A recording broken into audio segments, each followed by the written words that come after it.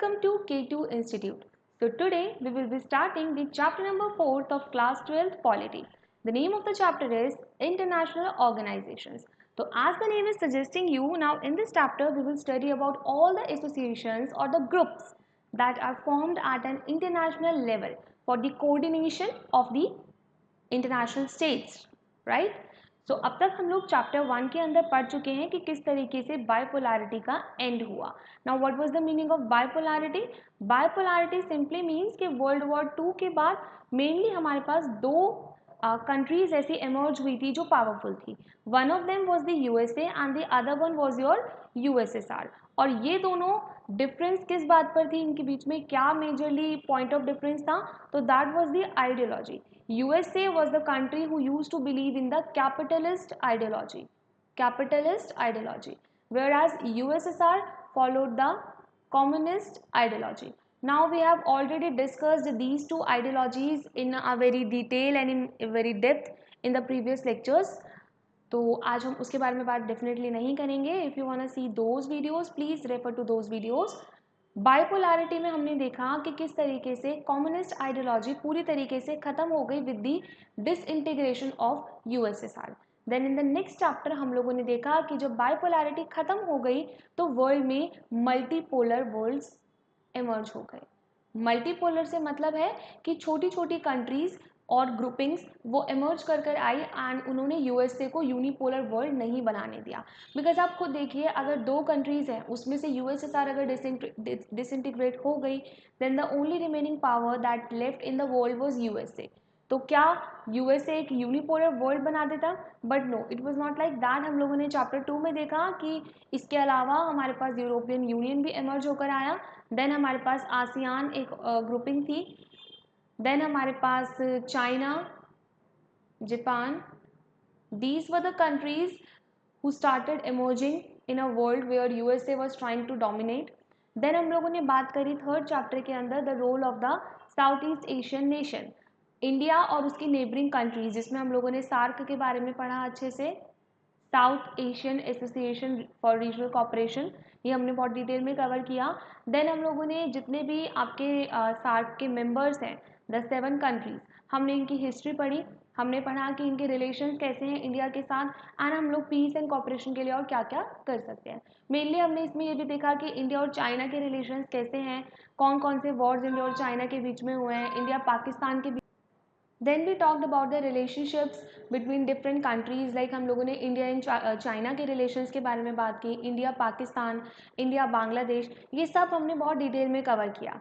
And now it's the time when we should talk about a particular international organization जिसका बहुत important role है हमारे पूरे world में, and that is your United Nations, UN, right.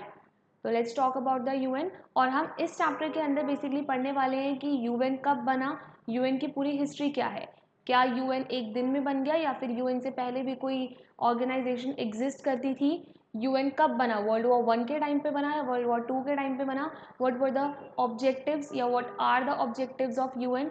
Then हम लोग बात करेंगे कि यूएन के 5 प्रिंसिपल ऑर्गन्स कौन कौन से हैं, राइट। देन हम बात करेंगे इन प्रिंसिपल ऑर्गन्स में क्या क्या प्रॉब्लम्स हैं, क्या क्या रिफॉर्म्स लाने की ज़रूरत है, एंड अब तक यूएन ने किस किस चीज़ के अंदर सक्सेसफुली इंटरवीन किया है। तो हम ये सब चीज़ें इस चैप्टर में अच्छे से पढ़ने वाले हैं, right. So let's start the chapter. So in this chapter we will be discussing that after the collapse of the Soviet Union or the USSR, what was the role of the international organization in it, right? हम लोगों ने last chapter से बात की थी कि United Nations के अंदर एक सिक्योरिटी काउंसिल होती है जो उसका एक ऑर्गन है यूएनएससी। वहाँ पे 5 परमानेंट मेंबर्स होते हैं जिसमें USSR was one of the permanent member. But after the disintegration of USSR वो सीट किसको मिली थी? रशिया को मिली थी।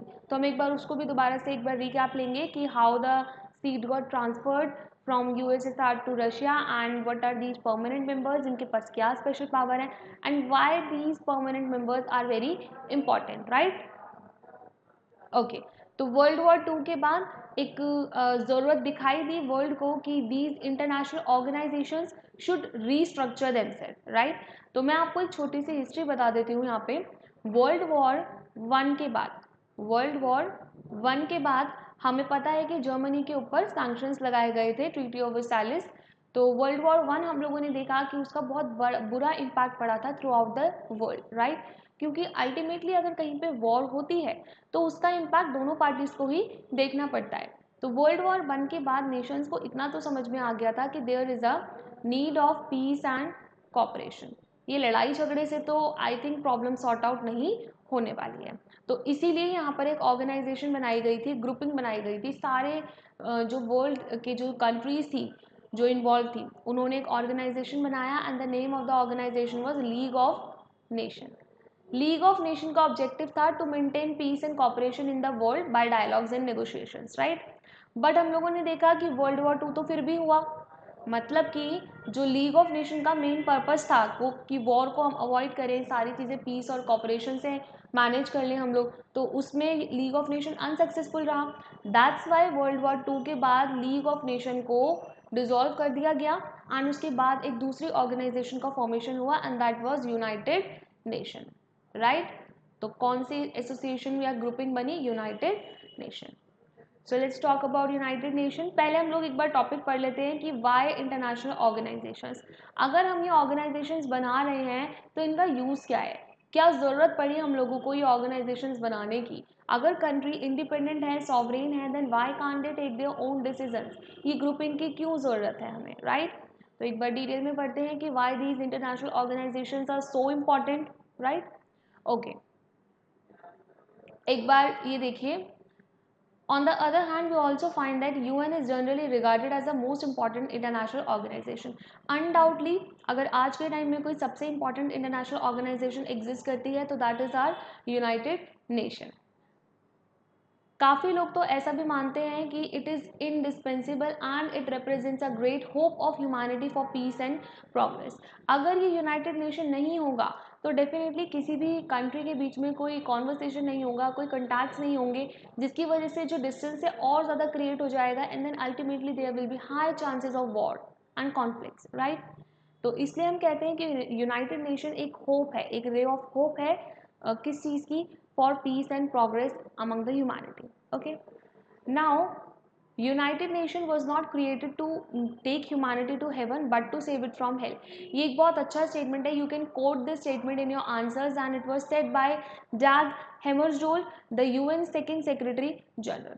तो यूनाइटेड नेशन के जो सेक्रेटरी जनरल थे, सेकेंड सेक्रेटरी जनरल थे, उनकी एक स्टेटमेंट थी कि यूनाइटेड नेशन ऐसा नहीं है कि हम लोग मानवता को हेवन तक ले जाएंगे, बट हम ऐसा इतनी कोशिश हम ज़रूर कर सकते हैं कि हम उसको एटलीस्ट हेल्थ तक जाने से रोक सकें। मतलब सिचुएशन इतनी ख़राब है इस वर्ल्ड की कि हम अगर यूनाइटेड नेशन हमने अगर बनाया हुआ है तो हम ये तो कंफर्म नहीं कर सकते, इसकी अश्योरिटी नहीं दे सकते कि डेफिनेटली ह्यूमैनिटी को हम हेवन तक लेके जाएंगे, बट डेफिनेटली हम इतना ज़रूर कह सकते हैं कि हम ह्यूमैनिटी को हेल्थ से ज़रूर बचा लेंगे।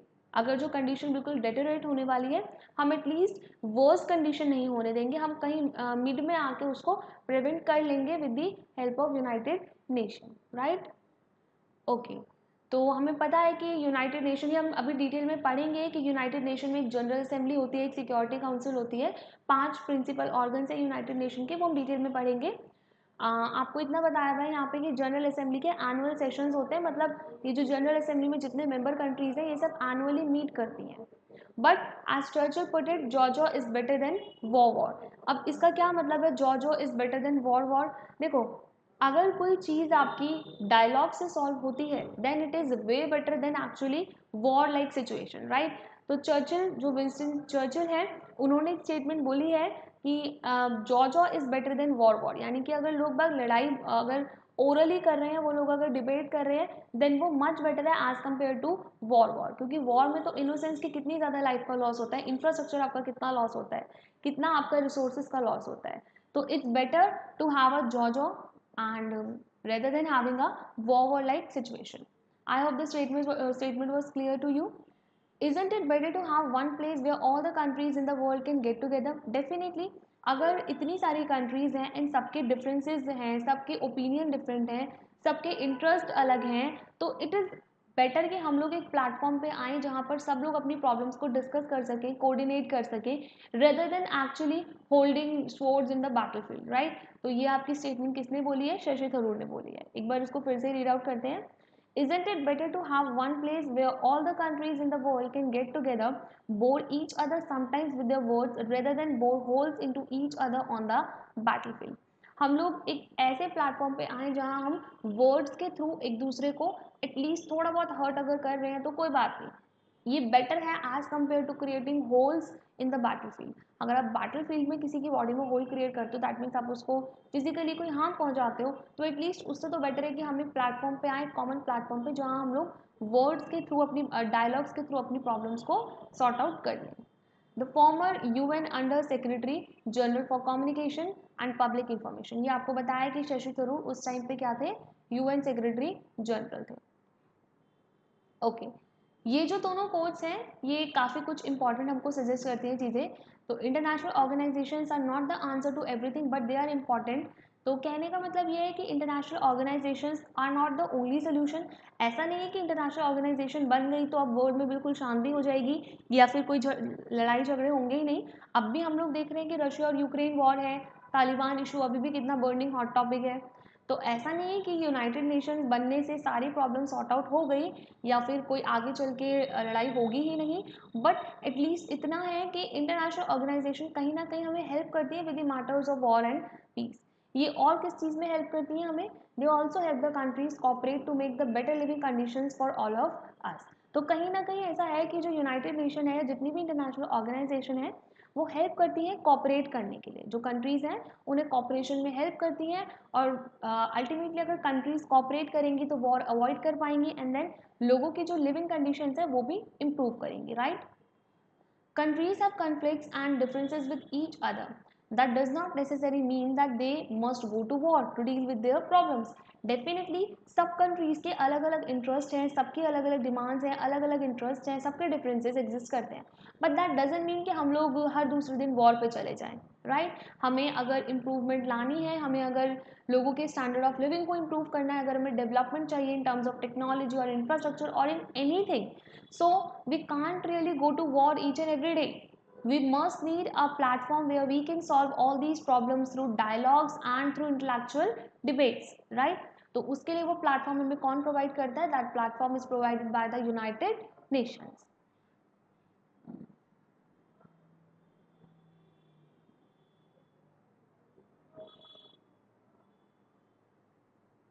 They can instead discuss contentious issues and find peaceful solutions. जाहिर सी बात है कि अगर सारी कंट्रीज एक साथ बैठकर जितने भी कंटेंशियस इश्यूज है जिनके ऊपर प्रॉब्लम क्रिएट होती हैं उनके ऊपर अगर डिस्कशंस करेंगे तो definitely there can be an alternate option of war. War की जगह और भी बहुत सारे सोल्यूशंस उनको मिल सकते हैं जो कि पीसफुल होंगे। Indeed, even though this is rarely noticed, most conflicts and differences are resolved without going to the war. और जब से यूनाइटेड नेशन या जितनी भी इंटरनेशनल ऑर्गेनाइजेशंस बनी हैं तो it is being noticed, although that is a rare situation, but we can't really deny the fact that now many of the conflicts and differences can be actually solve without going to war. हम लोग dialogues और discussions के through भी काफ़ी सारी problems को आजकल sort out कर लेते हैं। The role of an international organisation can be important in this context. और इसी कंटेक्स्ट में अगर हम बात करें तो इंटरनेशनल ऑर्गेनाइजेशंस का जो रोल है वो काफ़ी इंपॉर्टेंट हो जाता है। And international organisation is not a super state with authority over its member. अब अगर हम लोग बात कर रहे हैं इंटरनेशनल ऑर्गेनाइजेशन की तो ऐसा नहीं है कि इंटरनेशनल ऑर्गेनाइजेशन कोई एक सुपर स्टेट है जो अपनी मेंबर कंट्रीज के ऊपर एक अथॉरिटी की तरह एक्ट करेगा। फॉर एग्जाम्पल अगर ये 5 मेंबर्स हैं, ये एक ऑर्गेनाइजेशन का पार्ट है, तो दैट डजंट मीन कि जो अब एंड में आके इनके ऊपर एक बॉडी बनेगी वो इन सब की ऊपर एक अथॉरिटी एस्टेब्लिश कर लेगी। No, it is not like that. ये कंट्रीज या ये मेंबर्स इंडिपेंडेंट हैं, ये सॉवरेन है। सिर्फ ये जो प्लेटफॉर्म है ये कोऑर्डिनेशन के लिए बनाया गया है। No one is superior, right.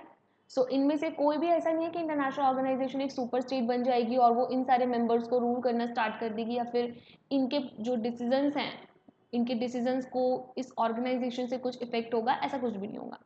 It is created by and response to the states. तो ये किसने बनाई है इंटरनेशनल ऑर्गेनाइजेशन? ये स्टेट्स ने बनाई है और ये स्टेट्स को ही रिस्पॉन्ड करती है। It comes into being when states agree to its creation. कभी भी एक इंटरनेशनल ऑर्गेनाइजेशन का फॉर्मेशन कब होगा? जब ये सारी स्टेट्स मिलकर आपस में अग्री करेंगी कि ठीक है, let's make a group, let's form an international organisation. बिना इन मेंबर्स की सहमति के तो कोई ऑर्गेनाइजेशन बनना पॉसिबल है ही नहीं। Once created, it can help member states resolve their problems peacefully. और जब एक बार कोई ऑर्गेनाइजेशन बन जाए देन वो डेफिनेटली इन मेंबर्स के बीच में जितने भी कॉन्फ्लिक्ट्स होने वाले हो सकते हैं फ्यूचर में उनको पीसफुली हम लोग सॉर्ट आउट कर सकते हैं. International organisations are helpful in another way. ये तो हमने बात किया कि international organisation peace and regional harmony को इस्टेब्लिश करने में इंपॉर्टेंट है, बट एक और इसका हमें बेनिफिट देखने को मिलता है. Nations can usually see that there are some things they must do together. बहुत सारी ऐसी चीज़ें जिसमें हमें एक दूसरी कंट्रीज़ का सपोर्ट तो चाहिए ही चाहिए. ठीक है. There are issues that are so challenging that they can only be dealt with when everyone works together. अब जैसे मैं आपको एग्जांपल बताती हूँ डिजीज़ का. अभी आप लोग देख रहे होंगे कि कोविड-19 पैंडमिक, राइट, एक पैंडमिक वाली सिचुएशन हम लोगों ने अभी रिसेंटली फेस की है. अब अगर इस पैंडमिक में कोई कॉपरेशन ही नहीं होता तो हम इस डिजीज़ को कभी भी कंट्रोल नहीं कर पाते, राइट. फॉर एग्जाम्पल हम लोग लेते हैं कि लेट्स से एक तरफ यूरोप है और एक तरफ इंडिया है एंड बीच में पाकिस्तान है, right. This is European states and this is India and this is Pakistan. This is just an example. ठीक है. अगर हम लोग बात करते हैं डिजीज़ को प्रिवेंट करने की, हमें पता है कि कोविड-19 एक कंटेजियस डिजीज़ थी जो बेसिकली किसी भी कंटामिनेटेड पर्सन के कंटैक्ट में आने से आपको हो सकती है. It was a transmissible disease. तो अगर हमें ऐसी डिजीज़ के ट्रांसमिशन को रोकना है देन डेफिनेटली हर एक कंट्री को स्टेप्स लेने पड़ेंगे, राइट. बट लेट्स से कि यूरोप बहुत प्रिकॉशस हो गया, यूरोप के अंदर सब मास्क कंपलसरी हो गया, यूरोप ने प्रॉपरली सबको कोविड वैक्सीन कंपलसरी कर दिया. बट लेट्स से पाकिस्तान ये सब फॉलो नहीं कर रहा बिकॉज पाकिस्तान किसी इंटरनेशनल ऑर्गेनाइजेशन का लेट्स से पार्ट नहीं है, तो पाकिस्तान अपना अलग चल रहा है. ओके. तो इस कंडीशन में क्या होगा, भले ही यूरोप वाले कितना भी ट्राई कर ले वो डिजीज़ को नहीं रोक पाएंगे. क्यों? क्योंकि कुछ एलिमेंट्स ऐसे हैं जो कि इस चीज़ में कॉपरेट नहीं कर रहे. तो ultimately there are many things जहाँ पे सब लोगों की सहमति इंपॉर्टेंट होती है. ये तो एक एग्जांपल हुआ डिजीज़ का. लेट्स से कि हमें इंफ्रास्ट्रक्चर को इम्प्रूव करना है. इंफ्रास्ट्रक्चर, आप लोगों ने अगर इंडिया का मैप अच्छे से देखा होगा, सॉरी वर्ल्ड मैप अगर अच्छे से देखा होगा then you must be knowing कि अगर हमें प्रॉपरली इंडियन ओशन को कनेक्ट करना है मेडिटेरियन सी से तो हमें बीच में जितने भी आपके सेंट्रल एशियन कंट्रीज हैं उनका सपोर्ट चाहिए. विदाउट देयर सपोर्ट तो हम कभी भी ये कनेक्टिविटी नहीं फॉर्म कर सकते, राइट. अब आप एक बार एक एग्जांपल लेके देखिए. आपको मालूम होगा 1498 में जब Vasco D gamma first time India आए थे तो वो पूरा का पूरा अफ्रीकन कॉन्टिनेंट, ये पूरा का पूरा अफ्रीकन कॉन्टिनेंट को क्रॉस करके, let's say this was your Europe, यहाँ पे आपका मेडिटेरेनियन सी है, राइट. ये पूरा आपका सेंट्रल एशिया और ये आपका इंडिया, राइट. हम लोगों ने देखा किस तरीके से यूरोपियंस जब पहले इंडिया आते थे they used to follow this long route. वो पूरा ये लॉन्ग रूट फॉलो करते थे. ये आपका साउथ अफ्रीका का केप टाउन है, केप हॉर्न, राइट. तो पूरा ये इतना लंबा उनको क्रॉस करके आना पड़ता था. इसका रिजल्ट क्या होता था, टाइम ज़्यादा लगता था, एनर्जी यानी कि फ्यूल ज़्यादा लगेगा, और दूसरा आपकी जो प्रॉपरली एक तरीके से हम बोल सकते हैं इफेक्टिवनेस या प्रोडक्टिविटी वो भी क्या होती थी, कम होती थी, right. But with the help of these particular Nations, इनका कॉपरेशन मिला हमें. उसके बाद हम लोगों ने यहाँ पे एक स्विस कैनाल डेवलप किया जो कि एक आर्टिफिशियल कैनाल है, राइट. अगर ये कंट्रीज़ का कॉपरेशन नहीं होता तो अलाउ ही नहीं होता कि कैनाल बन जाए, राइट. बट कंट्रीज़ का कॉपरेशन था इसलिए यहाँ पे कैनाल का फॉर्मेशन हुआ और आज हम लोग कितना ईजिली डायरेक्ट हम इतना शॉर्टेस्ट रूट फॉलो करके मेडिटेरेनियन सी से होते हुए यूरोप जा सकते हैं, राइट. पहले ये नहीं था पॉसिबल. तो ये जितने भी आपके बड़े बड़े प्रोजेक्ट्स हैं या फिर कोई भी आपका एक ऐसा इम्पॉर्टेंट इशू है तो इन सब चीज़ों के लिए we certainly need the cooperation at international level, right? Okay, so one example we saw was related to the disease. तो कुछ डिजीज ऐसी होती हैं जिन्हें अगर पूरा वर्ल्ड कॉपरेट करे तभी हम उसकी वैक्सीनेशन करके पूरे पॉपुलेशन को वैक्सीनेट कर सकते हैं और तभी कुछ उसका हम कंट्रोल कर सकते हैं उस डिजीज़ को. सिमिलरली अगर हम एग्जांपल लें ग्लोबल वार्मिंग का, तो ग्लोबल वार्मिंग तो आप देख सकते हैं ना कि क्लाइमेट की तो कोई वॉल नहीं होती. क्लाइमेट तो ऐसा नहीं है कि अगर इंडिया वाले पोल्यूशन करेंगे तो सिर्फ वो क्लाइमेट इंडिया का ही ख़राब होगा, ऐसा तो नहीं है. अगर इंडिया वाले पोल्यूशन करेंगे तो पूरे वर्ल्ड का ही क्लाइमेट ख़राब होगा, वर्ल्ड में ग्लोबल वार्मिंग होगी. तो इसलिए अगर हमें इतने बड़े issues for example global warming को कंट्रोल करना है then also we need cooperation, right. As the temperature rise because of the increase in the greenhouse gases, there is a danger that sea level also rise. अब अगर global warming बढ़ेगी, गर्मी ज़्यादा बढ़ेगी, तो डेफिनेटली जितने भी आपके आइसबर्ग्स हैं वो क्या हो जाएंगे, मेल्ट हो जाएंगे। जितना भी आपका आर्कटिक ओशन में आइस है वो सब मेल्ट हो जाएगी, तो सी का लेवल बढ़ जाएगा, सी का लेवल राइज होगा, बर्फ पानी में पिघलेगी तो क्या होगा, सी लेवल राइज होगा। एंड देन उसके बाद क्या होगा, फ्लड लाइक सिचुएशन, राइट। तो अगर हमें ये सब चीज़ें अवॉइड करनी है, then ultimately we all need cooperation at the world level. Of course each country can try to find its own solution, but in the end a more effective approach is to stop the warming itself. Definitely अगर हम लोग बात करें individual countries की या individual states की, तो वो लोग अपने आप में तो सोल्यूशन ढूंढ कर निकाल ही सकते हैं। लेट्स से कि फ्लड आ गई किसी एक पर्टिकुलर एरिया में, तो वो लोग ठीक है, वो लोग उस एरिया को खाली कर देंगे, एम्बैंकमेंट्स बना देंगे या फिर रेफ्यूजी कैंप्स एस्टेब्लिश कर देंगे। बट इतना सब कुछ करना ही क्यों है, हम लोग पूरे वर्ल्ड के साथ कॉपरेट करके इस वार्मिंग को नहीं रोक सकते। अगर हमने ग्लोबल वार्मिंग को ही प्रिवेंट कर लिया तो कभी फ्लड आएगी ही नहीं, तो आपको इंडिविजुअल मिटिगेशन स्टेप्स लेने की जरूरत ही नहीं पड़ेगी। तो वही चीज़ लिखी है कि but in the and effective क्या है, फ्लड को कंट्रोल करना या वार्मिंग को रोकना। आप वार्मिंग ही रोक दीजिए, फ्लड तो आएगी ही नहीं फिर, राइट। क्लाइमेट चेंज को ही आप मत होने दीजिए। This requires at least all of the major industrial powers to cooperate. तो डेफिनेट सी बात है, ग्लोबल वार्मिंग होती कहाँ कहाँ से है, सबसे ज़्यादा ग्लोबल वार्मिंग होती है आपकी इंडस्ट्रीज़ की वजह से। क्योंकि इंडस्ट्रीज़ में क्या होता है, इंडस्ट्रीज़ के लिए आपको फ्यूल चाहिए, एनर्जी चाहिए, और उसकी वजह से हार्मफुल गैसेज रिलीज होती हैं एटमॉस्फेयर के अंदर, जिसमें harmful gases like carbon monoxide, आपका मीथेन, ये सब होता है, राइट। तो अगर आप सारी जो वर्ल्ड में जितनी भी इंडस्ट्रीज़ हैं वो आपस में अगर कॉपरेट करें और इस चीज़ को होने से रोकें, कुछ स्टेप्स लें कि हम जितना भी पोल्यूशन करेंगे हम उसको पहले प्योरीफाई कर लेंगे, देन हम लोग गैसेज जो हार्मफुल है उनको, केमिकल्स को रिलीज करेंगे, तो कितना हम लोग एक तरीके से ग्लोबल वार्मिंग को रोक सकते हैं, right. Unfortunately, recognizing the need for the cooperation, actually cooperating are two different things. अब देखो, वर्ल्ड ने ये चीज़ को एक्चुअली एनालाइज तो कर लिया कि yes corporation is important.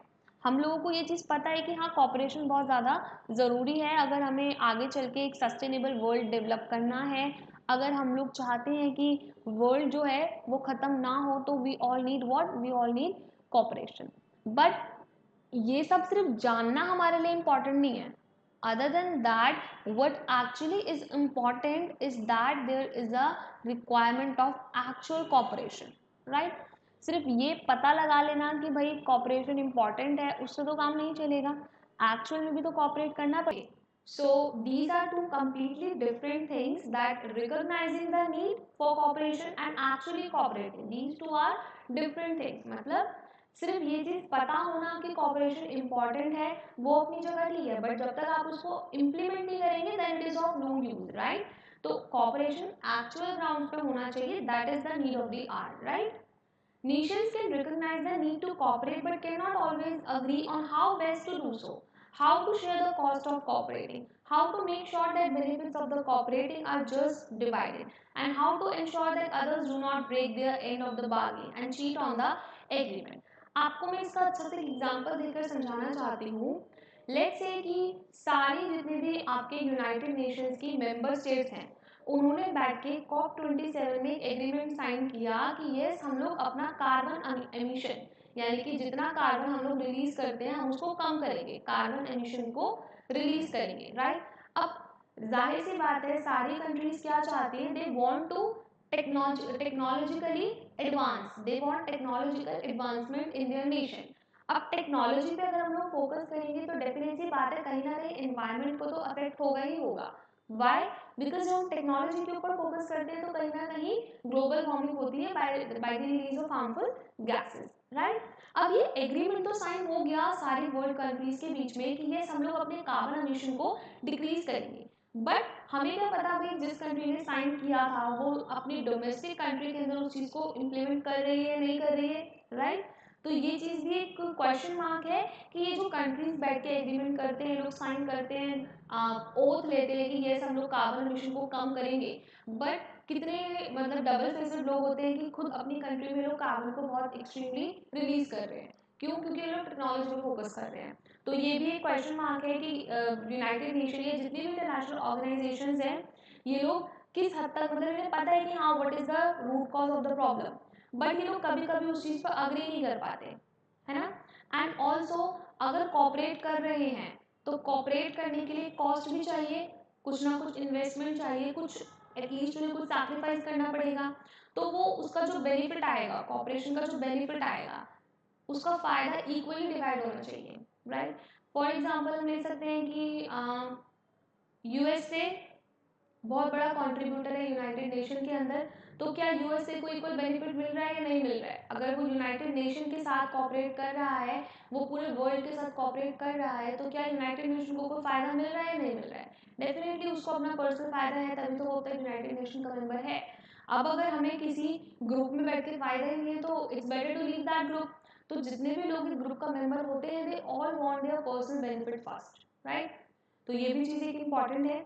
Then an international organization can help produce information and ideas about how to cooperate। International organisation से हमें क्या हेल्प मिल सकती है? हम लोग एक्चुअल में हेल्प कर सकते हैं किस चीज़ के लिए? To produce information and ideas. देखो, हो सकता है कि हमारे पास किसी एक चीज़ की नॉलेज हो, लेते कि इंडिया के पास मेडिसिनल प्लांट्स की बहुत अच्छी खासी नॉलेज है। क्यों? क्योंकि इंडिया के अंदर लेट्स से ट्राइबल्स बहुत ज़्यादा है।